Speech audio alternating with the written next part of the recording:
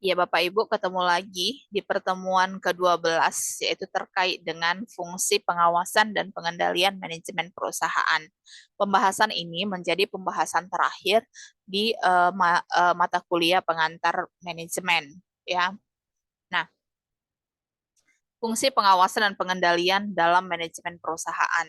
Jadi, Bapak Ibu, eh, selain perencanaan, ya, pengorganisasian ini menjadi fungsi yang terakhir di dalam manajemen, ya, di mana fungsi pengawasan dan pengendalian dalam manajemen perusahaan ini merupakan lebih kepada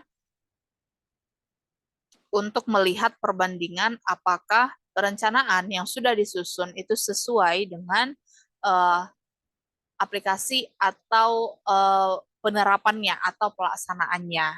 Maka pengukuran untuk pengawasan dan pengendalian itu sudah ditentukan di dalam perencanaan.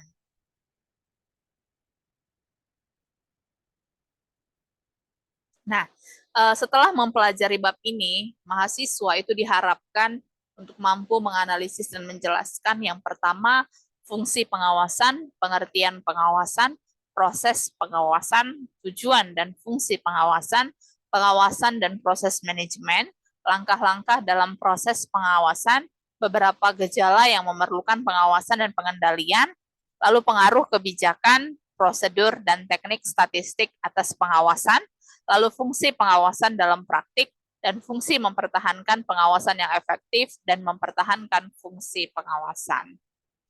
Pertama sekali, kita harus mengetahui dulu mengapa pengawasan itu perlu. Ya, pengawasan itu sangat perlu Bapak Ibu karena fungsi pengawasan pada dasarnya menjadi suatu proses yang dilakukan untuk memastikan agar apa yang telah direncanakan berjalan sebagaimana mestinya. Adapun termasuk ke dalam fungsi pengawasan adalah identifikasi berbagai faktor yang menghambat sebuah kegiatan atau juga pengambilan tindakan koreksi yang diperlukan agar tujuan organisasi itu dapat dicapai. Ya, jadi dengan pengawasan ini Bapak Ibu, kita bisa mengidentifikasi sebenarnya faktor-faktor apa saja yang bisa menghambat sebuah kegiatan atau yang menghambat pengambilan keputusan di dalam organisasi. Apa sebenarnya pengawasan? Menurut Cesar Merhon, kalau pengawasan itu adalah proses dalam menetapkan ukuran kinerja dan pengambilan tindakan yang dapat mendukung pencapaian hasil yang diharapkan sesuai dengan kinerja yang telah ditetapkan tersebut. Sedangkan menurut Stoner, Freeman, dan Gilbert, kalau pengawasan itu adalah proses untuk memastikan bahwa segala aktivitas yang terlaksana sesuai dengan apa yang telah direncanakan.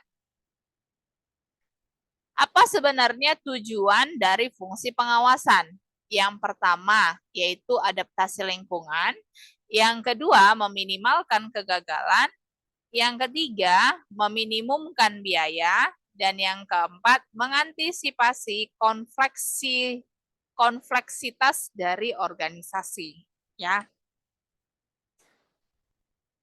Yang pertama terkait dengan adaptasi lingkungan.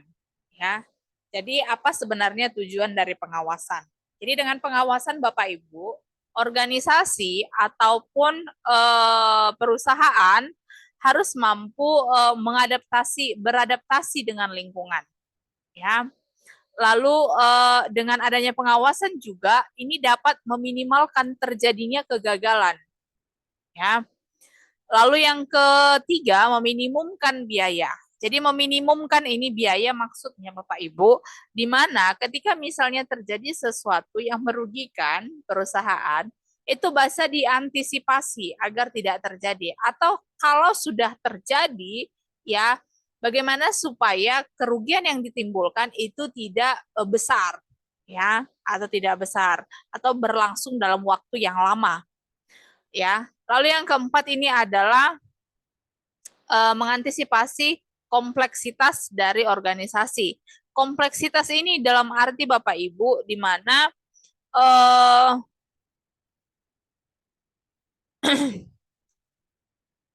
ketika perusahaan ya.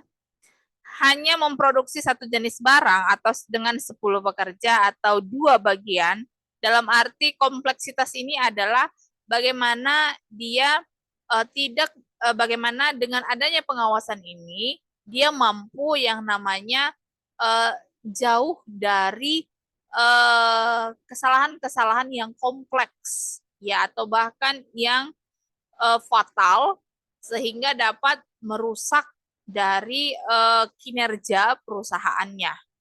Tuh. Ya. Nah, bagaimana sebenarnya proses pengawasan itu terjadi? Bisa kita lihat Bapak Ibu, ya. Jadi di awal itu adanya penentuan standar dan metode penilaian kinerja. Lalu ada penilaian kinerja, lalu melihat apakah kinerja yang dicapai itu sesuai dengan standar. Ya. Jika tidak, maka harus melakukan pengambilan tindakan koreksi dan melakukan evaluasi ulang atas standar yang telah ditetapkan.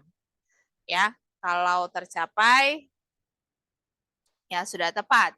Ya, jadi inilah proses pengawasan. Jadi tadi juga saya sudah katakan, di mana pertama-tama itu adalah menentukan standar, ya, dan juga menentukan metode penilaian kinerja. Lalu setelah itu dilakukan penilaian kinerjanya, apakah sudah sesuai dengan standar. Lalu dievaluasi, ya, dievaluasi.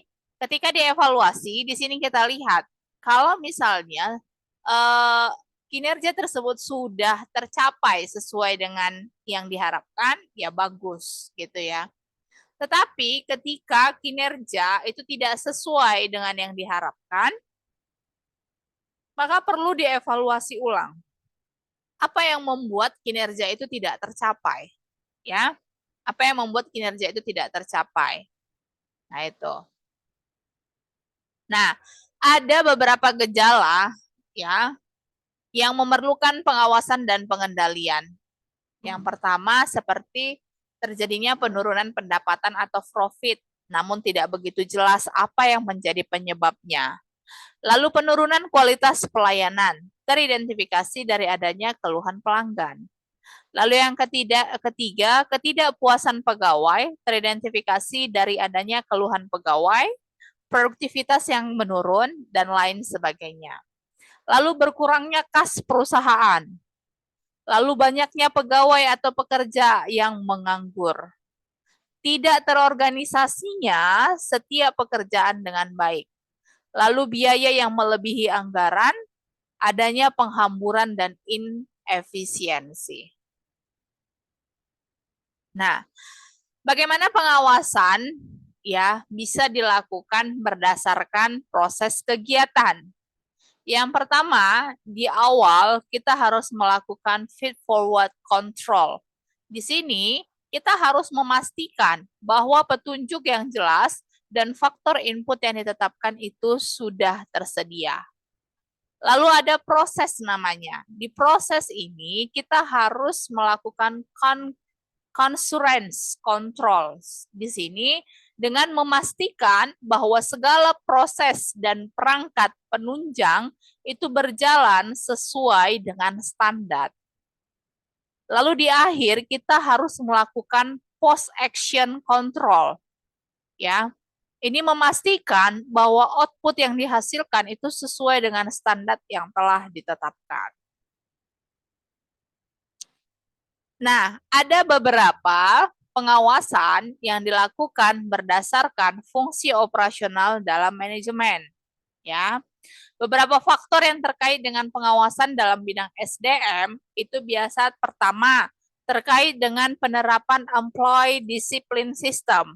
Ya, terkait dengan penerapan sistem disiplin ya SDM-nya. Lalu adanya career path ya. Lalu pemahaman manajer atas motivasi, kepuasan serta gaya kepemimpinan yang diterapkan.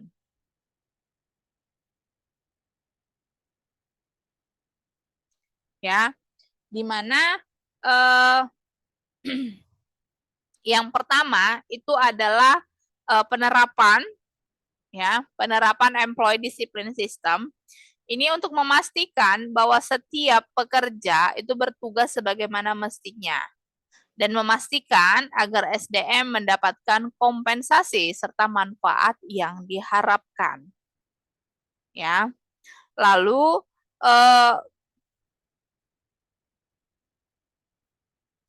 harus juga di pengawasan ini juga kita melihat ya karir dari setiap pegawai. Ya. Apakah sudah sesuai dengan kompetensi yang dimiliki? Lalu ada pengawasan di bagian informasi. Di pengawasan di bagian informasi ini terkait dengan bagaimana penggunaan teknologi komputer dan teknologi informasi. Lalu penerapan sistem informasi manajemen. Lalu di pengawasan di bagian keuangan itu terdiri dari analisis laporan keuangannya, manajemen kas, dan pengelolaan biaya. Sedangkan pada bagian pemasaran, ya pengawasan bagian pemasaran itu terkait dengan yang pertama evaluasi atas pasar sasaran dan pasar potensial. Lalu survei atas perilaku konsumen dan berbagai faktor yang terkait dengan konsumen. Dan yang ketiga, evaluasi atas strategi pemasaran dan bauran pemasaran yang dilakukan. Ya. Dan yang terakhir, pengawasan pada bagian produksi atau operasi itu terkait dengan evaluasi atas plan location, plan layout, production process dan schedule, dan product distribution. Nah, bagaimana untuk mempertahankan pengawasan yang efektif? Dapat dilakukan dengan dua cara. Yang pertama, sistem pengawasan tradisional, yaitu traditional control system, dan sistem pengawasan yang berdasarkan komitmen, yaitu commitment based control system. Kita akan membahas satu-satu. Sistem pengawasan tradisional itu melibatkan kegiatan monitoring yang bersifat eksternal. Jadi, kinerja pegawai itu akan diawasi oleh atasan, ya. Lalu kinerja keuangan itu akan diawasi oleh orang-orang yang berada di luar bagian keuangan yang bertugas untuk melakukan pengawasan dan penilaian terhadap kinerja keuangan. Jadi terdapat 3 pendekatan dalam sistem pengawasan tradisional.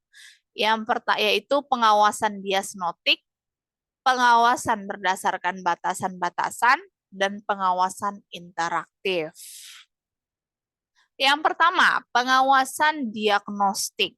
Nah, pengawasan diagnostik ini pengawasan yang dilakukan oleh manajer di mana setelah standar itu ditetapkan, itu manajer melakukan pengawasan dan penilaian. Ya. Lalu melakukan evaluasi apakah standarnya sudah dicapai atau belum. Ya.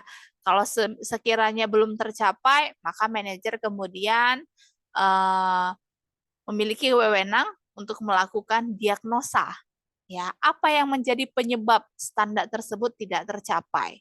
Lalu membuat keputusan terkait dengan upaya untuk pencapaian standar sesuai dengan semestinya.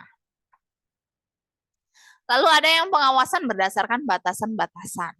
Jadi, dengan pengawasan berdasarkan batasan ini, itu pengawasan yang dilakukan melalui penetapan aturan atau prosedur yang dengan aturan dan prosedur tersebut keseluruhan anggota dan pihak yang terkait dalam perusahaan itu akan menyesuaikan diri dengan aturan dan prosedur tersebut dalam menjalankan seluruh aktivitas terkait dengan perusahaan. Lalu yang ketiga itu adalah pengawasan interaktif. Nah, pengawasan interaktif ini adalah pengawasan yang dilakukan oleh manajer dengan cara interaktif dan terus-menerus dengan melalui komunikasi dengan pegawai secara personal mengenai beberapa hal yang terkait dengan pekerjaan yang dilakukan. Jadi dengan komunikasi personal itu dilakukan secara interaktif ini, manajer itu dapat mengetahui apakah jalannya perusahaan itu sudah sesuai atau sudah mencapai standar yang diinginkan atau belum. Nah, Lalu yang pengawasan yang kedua itu adalah pengawasan yang berdasarkan komitmen. Jadi pengawasan yang berdasarkan komitmen ini berbeda dengan pendekatan tradisional, ya. Jadi dalam sistem pengawasan, pendekatan yang berdasarkan komitmen ini lebih menekankan kepada fungsi pengawasan dari sisi internal daripada eksternal. Jadi kalau tadi tradisional itu berdasarkan menggunakan sisi eksternal, kalau ini dia lebih ke internal, ya.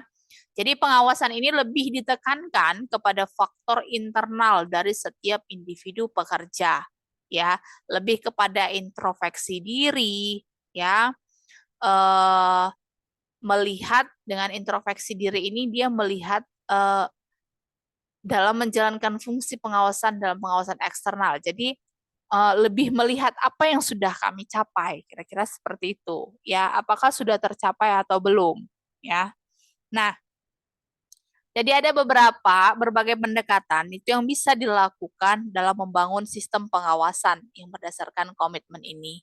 Di antaranya dengan menerapkan suatu sistem keyakinan tertentu dalam budaya kerja perusahaan, atau melalui berbagai upaya yang memaksa pegawai untuk membiasakan diri dengan tanggung jawab dan introspeksi diri. Di antaranya mungkin dengan memberikan kepercayaan dan kewenangan dalam berbagai jenis aktivitas yang diberikan kepada para pegawai. Oke, Bapak Ibu, terkait dengan pembahasan bab 12 yang menjadi pembahasan terakhir di pengantar manajemen ini, maka Bapak Ibu bisa beralih ke Google Classroom untuk melihat dan memastikan apa yang menjadi penugasan di dalam pertemuan terakhir ini. Demikian, terima kasih atas perhatiannya. Salam.